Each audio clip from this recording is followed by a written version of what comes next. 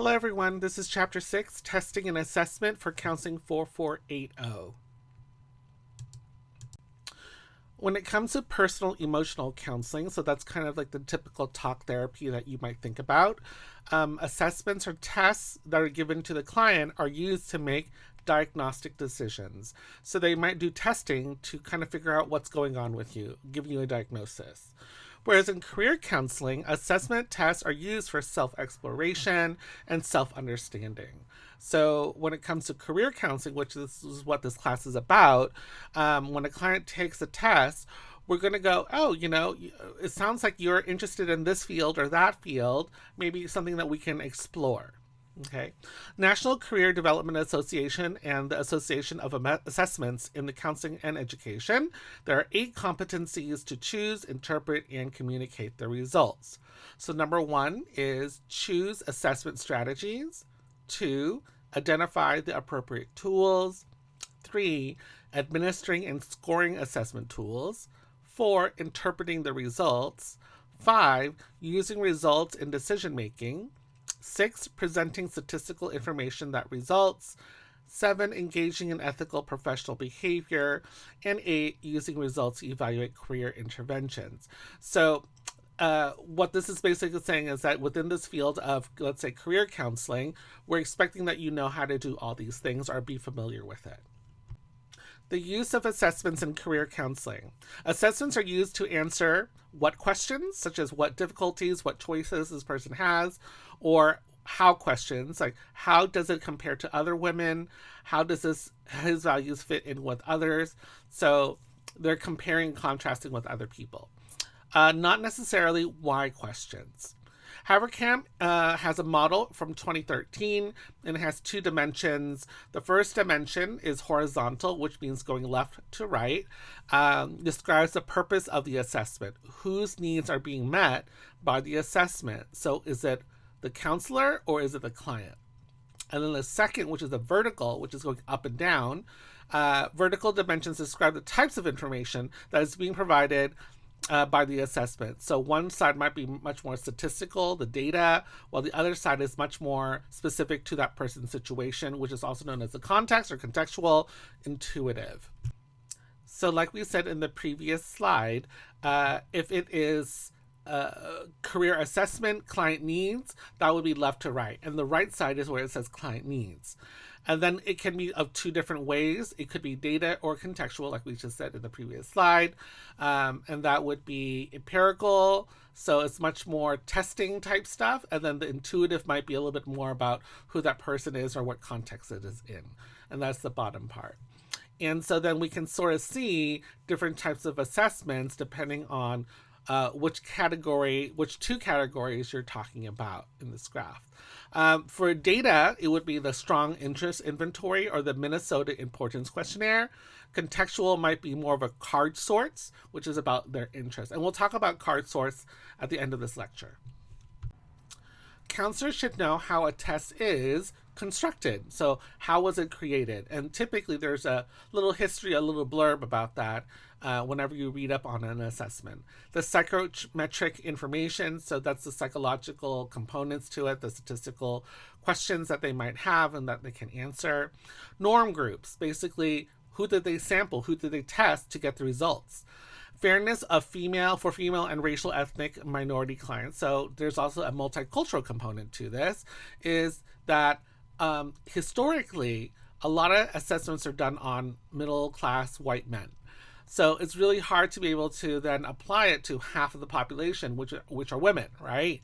So we want to make sure that this test now in modern days is also and includes definitely women in their testing results, as well as multicultural things as well. Obviously, not every test will be, but most tests that you were using on an everyday, standard that's given to everyone, typically those are.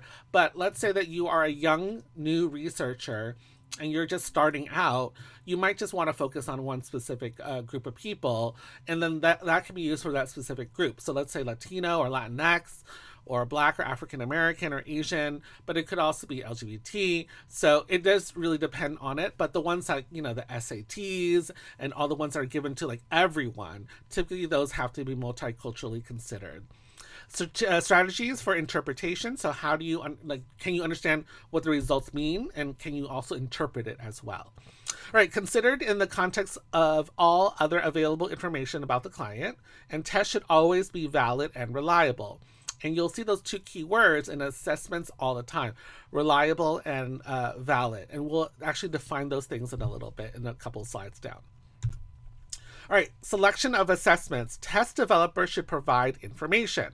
So whenever you take any type of test, there should be a manual that comes along with it.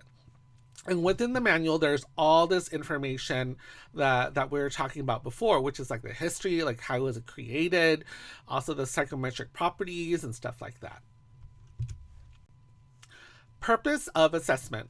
Purpose of the assessment for the specific client: helping clients make career decisions, generate and explore new options, and confirm interest in a potential career.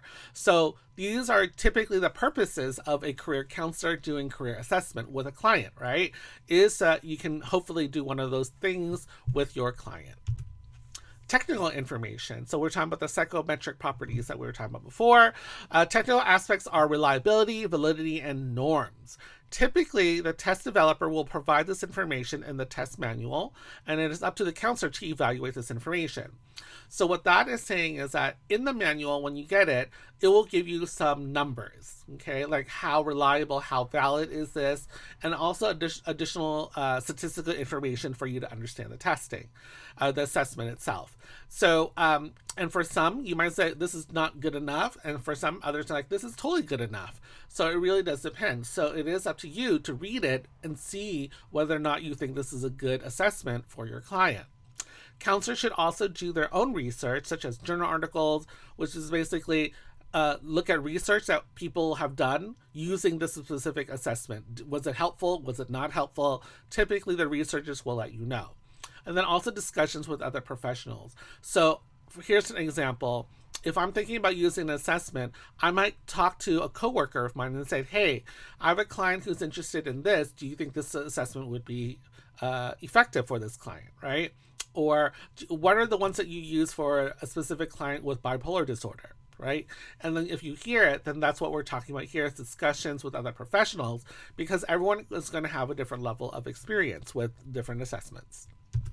Okay, let's talk about reliability. How free is it from error? Consistency is typically what is always associated with the word reliability. It's the dependability of test results. So when you think about reliability, you want to be able to rely on it whenever you need it, right? So that means that every time you do it, let's say an assessment, the test results are going to be similar. Every time the scores will be similar every time. So how stable the results are over time, test-retest coefficient. So what that is let's say that you give the client this test on Friday, right? And then 2 weeks from now, on another Friday, 2 Fridays later, when you give that same test to that same client again, the results should be similar or consistent or reliable, right? Because let's say the score was 78, maybe next time it's an 80, which is not that far away, typically, right? Or maybe it's a 77.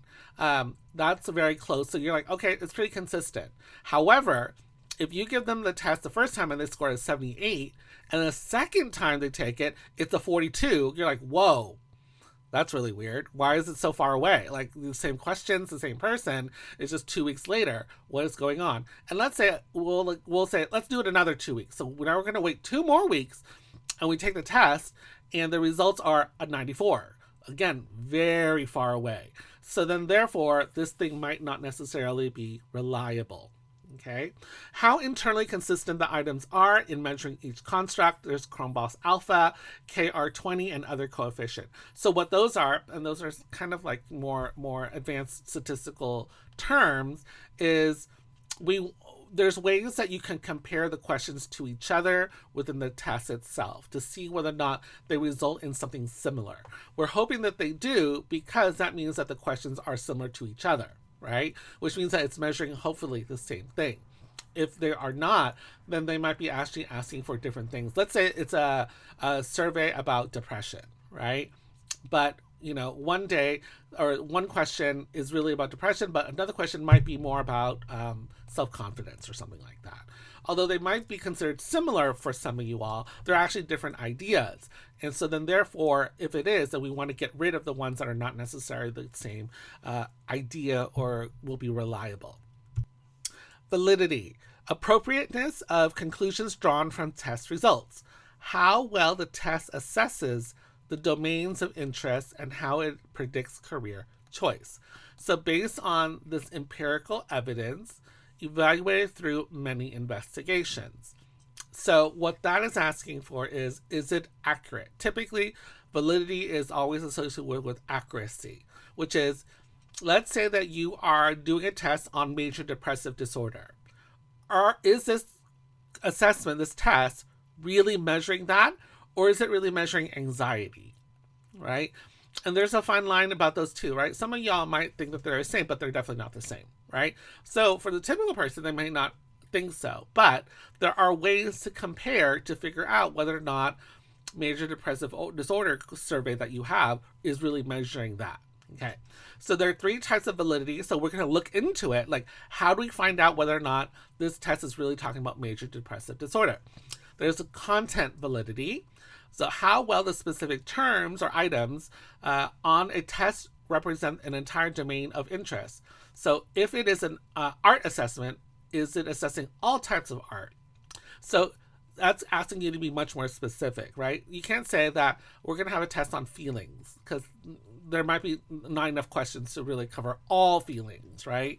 So typically we choose one specific thing and we measure it. So let's say, for example, this specific test is about depressive disorders, then it should be about depressive disorders.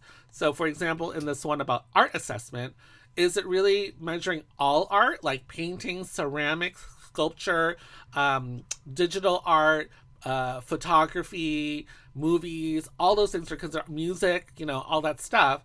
Or is it really just measuring photography, right? So we need to find out whether or not it is being very general and broad, which might not actually be helpful for anything.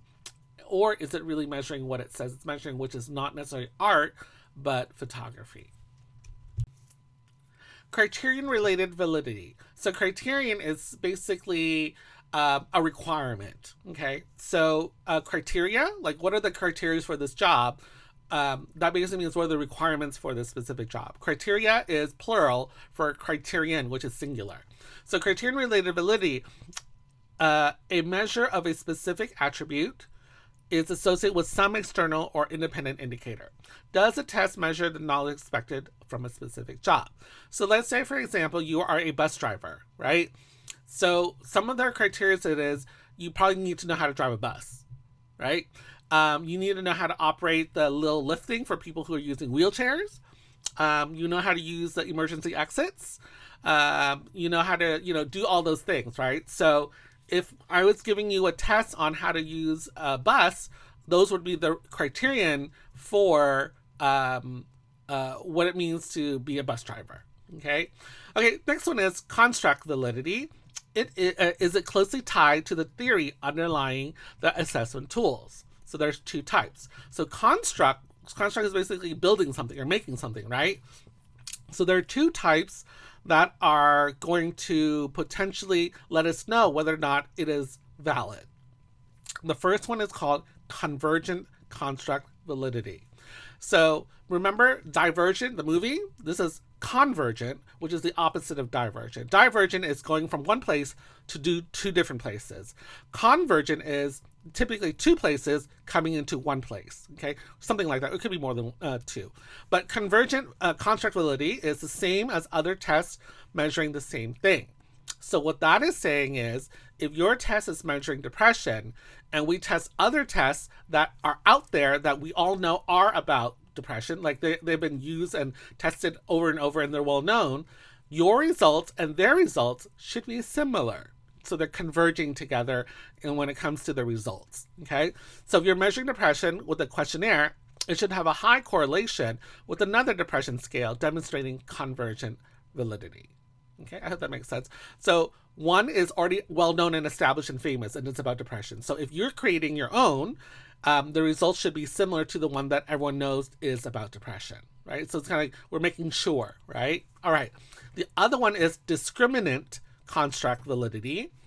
This is the construct should not have correlations with each other. So discriminate means discriminate, right? So we're seeing what the differences are. So here, the same depression questionnaire should not have a high correlation with a measure of general happiness, as these are distinct concepts. So what that is saying is, before we had convergent, where these two depression tests, they should be similar. Now we're saying is we have a happiness test and a depression test. Those scores will definitely not be the same. Okay. However, if they are the same, then that'll be questionable, because we're like, oh, is it really measuring happiness then? Or is it really measuring depression? Because if this is a well-known test about happiness and your scores on your depression one are similar, they are not considered similar or valid. Okay. Norms, a frame of reference for interpreting a person's score. So frame of reference is basically something that you can use as a guide to help you understand what the results from your client are. Comparing a person's score to a reference group of people. So you're comparing yourself to, or the client, to a group of people who've also taken this specific assessment. Importance that the test taker knows the specific norms underlying the test score. So what was used to make this the normal bell curve, right? So we want to make sure that it is coming from a diverse group of people that were being tested. It wasn't just all being tested by, let's say, middle class white men. Because if you are a young black woman, right, your results are probably not going to be the same as middle class white men. So it will be considered unfair, so that's why we want to also talk about multiculturalism when it comes to what we're talking about right now. Usually seen in percentiles and standard scores. All right, so if you look at this bell curve right here, right? I think you're all familiar with it. It's called a normal curve or a bell curve, and it is symmetrical, with the middle line being like the most common score most likely, right? So let's say, for example, you take a test. Most likely, if you have not done anything out of the typical, you'll probably score somewhere in that middle section, which is 68% of the time. So most people, if we put this like, let's say, the letter grade of a C, C is satisfactory, right? So most of us, when we take a test, will probably be in satisfactory. However, some of us will study a little bit more than other people, so their scores might be in the next grouping, okay? And if they study a lot where they know everything about the materials, they might get an A, which is all the way to the right. So that is typically about 2% of the population, right? Most of us will score in typical things in the 34% section right there, okay? Or if you clump it to both sides because it is symmetrical, it would be 68% of the people are there. But as you can see, there are going to be some people in this world, let's say, who are taking this test, who are not going to study at all. So they might get an F. Very little amount of people will do it, but there will be some, most likely, who did not study for one reason or another, right? So you can sort of see the expectation is that most of us are typical and will be in the middle. I hope this helps you understand a little bit more about norms. Okay, let's talk quickly about social issues. Is the assessment gender and culture fair? So we mentioned that a little bit ago in the previous slide, as well as a couple slides before. Is now in 2026, right, for sure, now compared to the history of, like, let's say the 1960s, where they might not have considered women or people of color in their testing. Maybe they did not ask for one reason or another. They didn't know to ask. But now in today's time, when we're studying psychology, we know that you need to ask all these different people to be part of your assessment. Otherwise, you need to address it and say, we know that we tried to get a lot of people from different cultures, but for some reason they did not, take it or whatever. At least now we're aware of it. And we're not necessarily going to take this test as comparable to everyone in the general population, because it's really much more, let's say, for example, on middle-class white men, if that was the majority of the people who are taking the sample, right? Has the test developer made sure the test is measuring the skills or attitudes rather than the irrelevant factors such as gender or cultural differences? So we need to make sure that the test is actually asking for the skills that you're hoping to measure, as opposed to something about the difference between men and women, or, from, let's say, a religious difference or something like that. All right, types of assessments are two categories. One is measure individual differences relevant to career choice, such as interests, your values, your needs, your skills, your abilities, and your personality. And then the other one is assessment of the career. So there are a development process, such as decision making, self-efficacy. Self-efficacy is just a fancy way of saying is, can I do it? Okay. And then career maturity. Okay, let's now break it down to all those different types. So interests are basically vocational interests are the most frequently assessed construct in career counseling. So we want to know, hey, what are you interested in doing, right? And you can do that through different types of tests that have been created, such as the Strong Interest Inventory, the Self-Directed Search, or SDS, the Interest Profiler, the Campbell Interest and Skills Survey, the Cooter Career Search, and then the UniAct. There are many more. This is what the book talked about, so this is why I'm talking about these.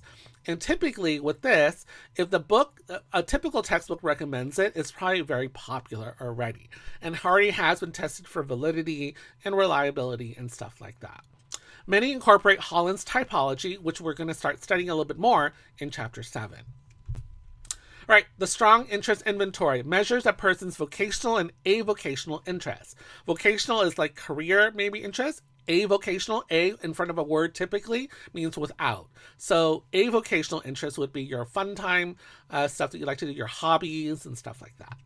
All right, like, dislike, or indifferent to 291 items. So you're going to ask is, do you like this? Do you not like this? You don't care. And there are 291 questions with occupational titles, activities, school subjects, working with various types of people, and if various characteristics are descriptive of them. Okay.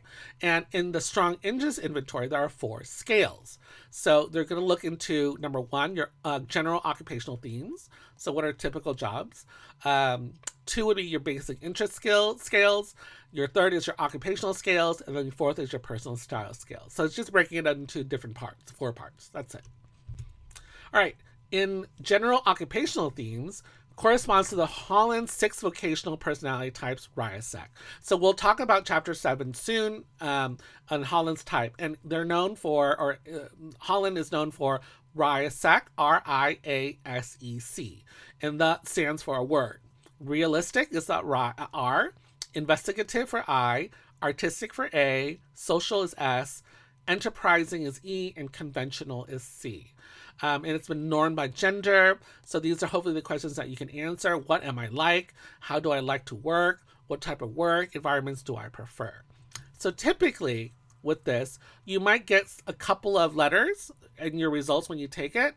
And then it'll let you see whether or not the job that you're interested in applying to has similar ones as well, right? Or are they totally opposites? We don't know, but it's a great way to explore and examine what's going on. All right, basic interest scales. There are 30 broad clusters representing vocational or avocational interests. What do I like? The occupational scales, similar to similarity of the client's patterns of like and dislike to men and women in 122 occupations. So when you take this assessment, it's comparing you, dependent on your gender, and also 122 jobs that they considered for this, and they'll let you know where you score. What am I like? The theory is that similarity to one's co-workers increases job satisfaction. So for some places, they think that if everyone there has similar results, that they're going to get along well and then work well together as well. Again, these are different theories that people have. Sometimes it's not the same for certain people, for sure, but this is one specific theory that they have tested out. All right, the next one is the personal style scales. So various aspects of work personality. There are 5 scales that they looked at. Work style scale is the first one, and that is like, what am I like? Preferred level of involvement in working with other people. And then there's the second one, which is the learning environment scale. Preference by learning, by doing versus learning through books and traditional lectures. So that one is, if I had to do it, try it out to see if I actually know what I'm doing versus just reading about it and going, okay, I kind of get it, right? Obviously, for every person, it's going to be different, and I'll let you know. Leadership style scales, person's interest in taking charge of others as a leader. There's a risk-taking scale, the person's level of interest in taking risks and in thrill-seeking activities, and then team orientation scale, working on a task independently versus working through teamwork. So the personal style scales is basically letting you know where you fall on those by answering these questions, right? So some of the stuff you're going to go, duh, I already know this, and it's great, right? However, you're right now doing career counseling, so you're going to be talking to a counselor. So we want to talk a little bit about those things so that we can explore why you like working as a team, what jobs might be much more team-oriented versus more individualistic, like loner type jobs. So we'll see. The interest profiler. So the interest profiler short form 2010 is 60 items, basically 60 questions or statements. Interest inventory designed to measure Holland's 6 themes with 10 items per scale. Okay, so six themes with 10 questions for each of those. And we're talking about Holland RISEC again. RISEC is going to continually be popular in the work and career field. So you need to be familiar with Holland's RISEC. Regular is 180 questions, but they have a short form, which is the one that's 60 questions. It is brief, self-administered instrument, so that means that you just do it on your own, that reliably and validly assesses Holland's RISEC. Spans varying types of work activities from highly skilled occupations to occupations requiring fewer skills. So some of them will be educated and some of them will be uneducated requirements. Items that will be fair across cultures, so they put in cultural diversity as well. This is available on ONET, and it takes about 10 minutes to complete. And I believe this is the assignment that we're doing in this class. Needs and values. So that is reasons for or motivations for working, what each person expects to gain from a specific job. So 2 that the book talks about are the Work Importance Profiler and the Minnesota Importance Questionnaire. The Work Importance Profiler, part of ONET Career Exploration Tools, it has been retired as of June 2024, but this is what the book talked about, so I just wanted to mention it. You can still download it from other websites that make it available, and the reason probably why is because it's just being updated or being replaced by another assessment on ONET. All right, there's also the Minnesota Importance Questionnaire, which is also similar to that. And it's Renee Dawes, who co-created the MIQ, worked on the Work Importance Profiler as well. The importance of this is it's going to measure your achievement, your independence, your recognition, your relationships, supports, and working conditions. Those are the results that it's going to provide for you to understand. Okay, abilities and skills, self-estimates of abilities through. So what this one is talking about is, what do you think you're good at? Okay, so there's an assessment called ASVAB, there's the ONET Ability Profiler, the Skills Confidence Inventory or SCI, the Cooter Skills Assessment, and then the ACT's Inventory of Work Relevant Abilities. Skills Confidence Inventory, there's about 60 items on this one. Level of confidence a person has in completing tasks associated with the 6 general occupational themes. So I believe that's the RISEC references there again. Each scale has 10 items and it coordinates with the strong interest inventory, which means that they compared most likely with the strong interest inventory or the SII. The results are, it shows confidence and interest are both high, explore this first, confidence higher than the interest, and then interest is higher than confidence. So it'll tell you which careers where you score high in both, one more than the other, and then the other one over the other one. And so that will hopefully help you be able to explore a little bit more. When it comes to personality, less assessed than other constructs. Most objective measure of personality focuses on psychopathology. So that one is talking about illness, mental health illnesses, right? Does not focus on the normal personality, which is important in career counseling. Because personality, typically when you do testing, you're trying to find out whether or not there's a mental health issue going on with them, right? So this would be the Myers-Briggs Type Indicator, the California Psychological Inventory, and the NEO Personality Inventory, or NEO Personality Inventory. There are also other types of assessments, such as the card sort, which we talked about at the beginning. It's made for interest, skills, and values. It's very much hands-on. You use it in session with a client. It's a qualitative assessment. Qualitative is always along with the word quantitative. Quantitative means numbers. Qualitative means talking or interviews, okay? So this is one where you talk it out as you're doing the assessment. qualitative assessment, not used to compare scores to a norm group. So we're not comparing ourselves with the results, we're just learning about ourselves, okay? Reveals information to help clarify the client's interests, values, and skills. So basically what happens is, depending on the card sort that you have, it might be a pile of different jobs, right? And then your counselor, the therapist, might go, put one pile where you're like, I do not like this at all. One pile you're like, maybe. And one you're like, I love this type of work, right? So as the client is going through the slides or the cards and it says a specific job, they should say, I'm going to put it over here because I don't like this, right?